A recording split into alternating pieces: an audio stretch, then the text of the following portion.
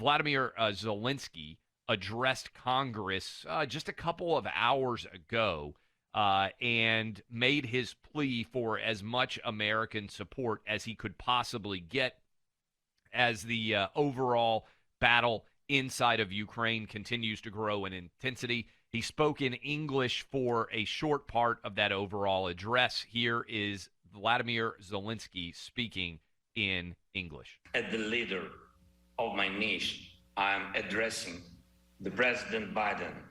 You are the leader of the nation, of your great nation. I wish you to be the leader of the world. Being the leader of the world means to be the leader of peace. Thank you. So there's no doubt now, Buck, that Zelensky is continuing to play the role. We talked about this last week of the modern day Churchill. He is going around and speaking to all these different countries. He just spoke to Canada. I believe he's scheduled to speak to several other European countries. He's already spoken last week to Boris Johnson, Parliament in England. He spoke to Congress, asking for as much support as he can possibly get. I don't doubt that this will help his overall trajectory in terms of the amount of support the United States is going to give him. But do you believe anything changed in any kind of substantive way based on his address to Congress today, Buck? Emotional appeal. That's what it was in front of the members of Congress assembled. There was a video it was scored with sad orchestral music, and they were showing horrific imagery of children missing legs and buildings being destroyed. And this is all meant, and this is all happening, and it is horrible. It is atrocious.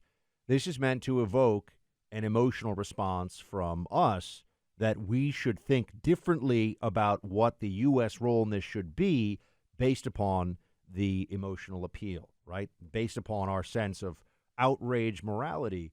And I think we have to be very cautious about that. We all understand what's gone on here is terrible. This should have been, the whole war should have been averted. I think that's also something that gets lost in this discussion. It was an enormous blunder and a miscalculation on the part of the NATO allies looking at this, the Biden administration looking at this. They really didn't believe, I think, until the very end, until maybe the days or a couple of weeks before, that Putin was going to go in. But put that aside for a moment. Clay, there's already negotiations underway, this is being widely reported on, about how to end the conflict, what would be necessary here in terms of concessions from Ukraine. Now, I understand that we want to side with, and we do side with, the aggrieved, assaulted party here, which is Ukraine. They're being bullied, and they're being massacred by a superior military force in a bigger, stronger country in a way that is horrific. But all of that said, the most important thing, I believe, is to bring this war to a conclusion, and there's already a discussion about neutrality for Ukraine. Would that be enough? Now, Ukraine, as I understand the negotiations, and of course I'm not there, and we have to rely on the reporting on this, right? You're not in the room, I'm not in the room, but this is what Western news sources are reporting. Ukraine is saying, well, no, we have to have guarantees, security guarantees, and not just a promise of neutrality. But there's already discussion about how to end this thing. Keep that in mind when we're looking at now the ask from Zelensky. There's two things. He wants a no-fly zone, clear the skies, which we've already discussed. A no-fly zone means shooting down Russian planes. And it's not seem for everybody out there that a no-fly zone is going to have the support in order to ever occur, at least with United States involvement or NATO involvement, right? It does not seem that it's going to happen. Today, yes. I'm not sure ever, but I think today, which is that's my concern. I mean, Clay, you're right that right now there is really a bipartisan agreement consensus, that we yes. don't. There is a bipartisan leadership consensus, but this has been evolving day in and day out.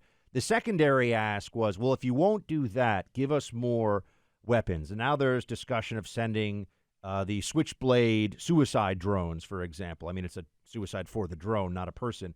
But those were used in Afghanistan, for example, and giving them more advanced surface-to-air missile systems so they could at least defend themselves better against these Russian strikes. Keep in mind, a lot of what we're seeing are Russian missile strikes, from what we understand, in artillery. And a no-fly zone would be very limited. And the way you stop that with a no-fly zone, Clay, would be at engaging targets on the ground, which means now our planes are blowing up things on the ground, too. So this is how it gets much bigger, much faster as a point of U.S. military involvement. Will we give him additional tools? Yes, we've been giving them a lot.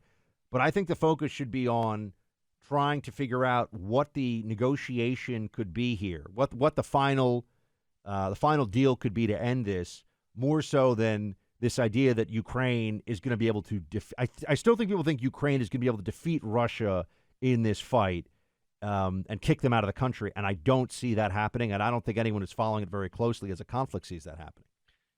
And then you can certainly understand the Ukrainian perspective, which is if we're going to enter into some form of ceasefire, how do we have guarantees that we're not going to get invaded again by Russia in a year or 6 months or 2 years? What is there that would make Vladimir Putin not actually do this? And look, they've already negotiated, they thought, for their own support historically. They gave up their nukes. They thought they were going to get the protection in the event that Russia ever invaded. And that's the key to me, is how in the world do you get an enforceable pact of non-aggression going forward from Russia?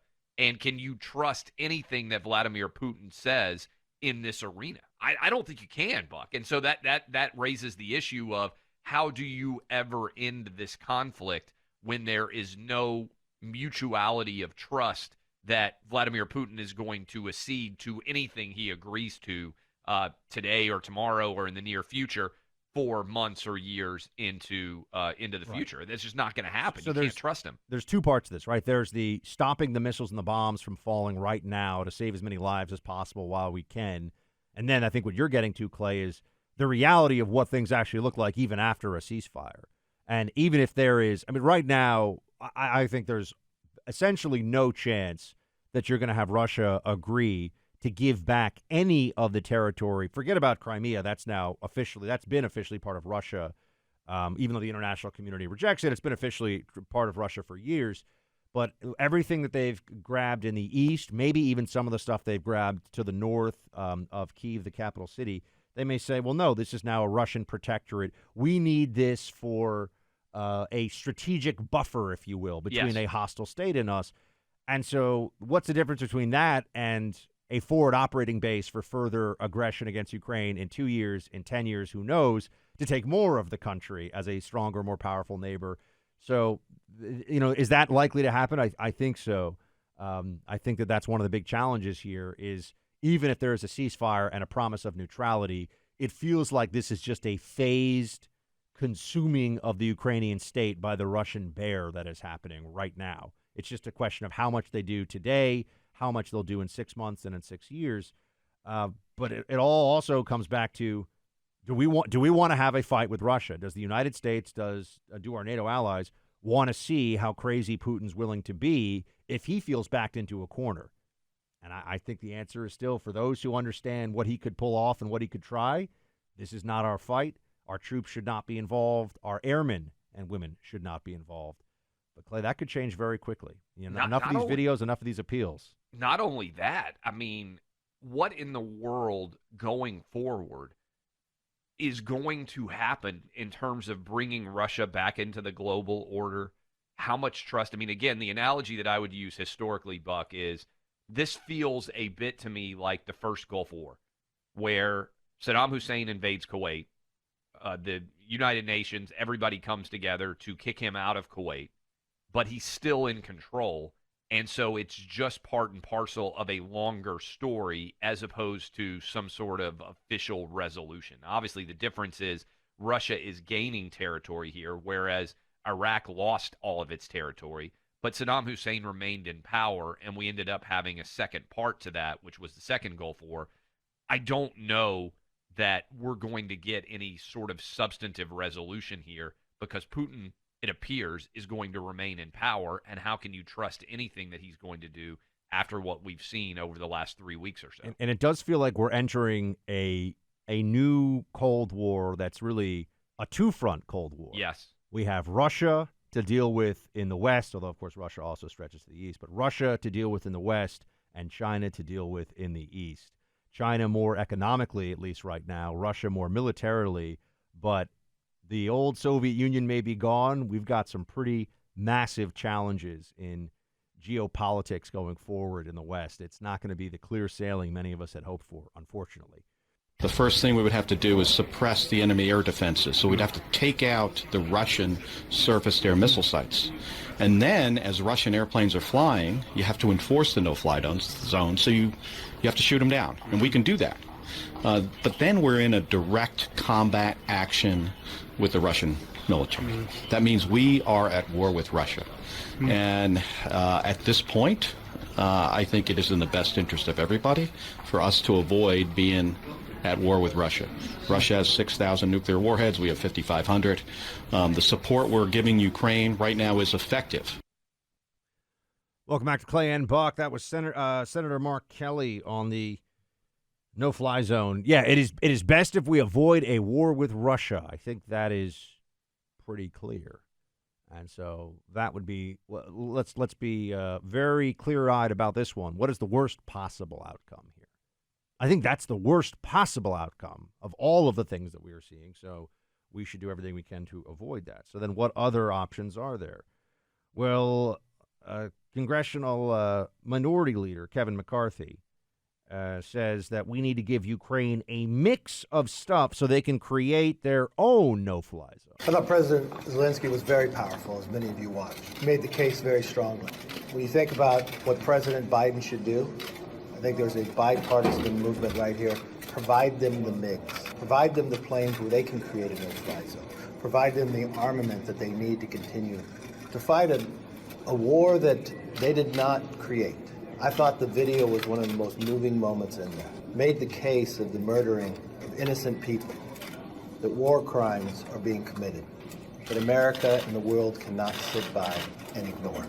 Clay, this is where we may see a change in sentiment. A few days ago, it was giving planes could be seen as an escalation.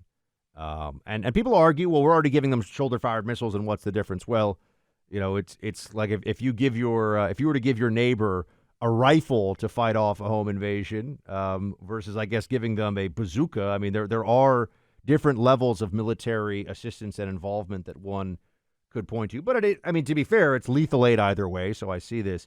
Do you think we're going to give them planes?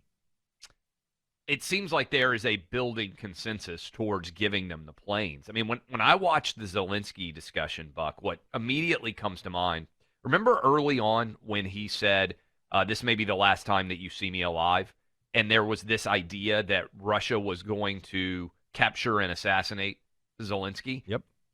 That seems to have completely disappeared. The idea that he's going to be captured and assassinated, such that you know the technology and the search capabilities better than most. But when you're addressing Congress and you're talking to world leaders all over the place, there has to be a degree of confidence that somebody's not suddenly going to bomb where you are, or there's not going to be an assassin squad that suddenly shows up while you're in the middle of an event like this. He hasn't left Kiev to our knowledge. And so I wonder to what extent there is some sort of agreement. Tell me if you think I'm crazy on this, that his safety is not now as paramount of a concern as it appeared to be in the first few days of this invasion. Does that make sense? I mean, when I see him doing all these interviews and all these discussions everywhere, it doesn't seem to me like he is terrified that at any moment he's going to be killed. You're hearing less about it, to be sure, and there's a lot of what really felt like war propaganda coming from all directions in the early days of the conflict. I'd say this, though, what really has to be assessed here is enhancing the capabilities of the Ukrainians to punch back against the Russians, specifically with planes. Does that prolong or shorten the conflict so that we get to a negotiation and an end to actual hostilities? I think there's an assumption that it would make the Russians come to the table faster. We'll have to see.